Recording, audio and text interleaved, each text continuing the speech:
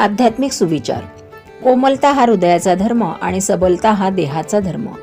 देहाला वज्रापेक्षाही अधिक मजबूत बनवा आणि हृदयाला फुलापेक्षाही अधिक कोमल बनवा.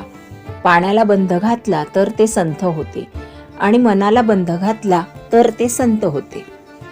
जर तुम्ही परमेश्वराचे प्रिय होऊ इच्छित असाल तर त्याच्याकडे काही मागू नका. त्याने जे दिले त्याबद्दल त्याचे आभार माना. 3 गोष्टी सदैव देत राहा: मान, दान आणि ज्ञान. माणसाने पैशापेक्षा जास्त पुण्य कमवावे. पैसा कमावला तर त्याला ठेवायला जागा लागते. पुण्याचे तसे नसते. ते दिसत नाही, पण वेळ आली की बरोबर उपभोगता येते. कारण कमावलेल्या पैशांचं काम जिथे थांबतं तिथूनच केलेल्या पुण्याचं काम चालू होतं.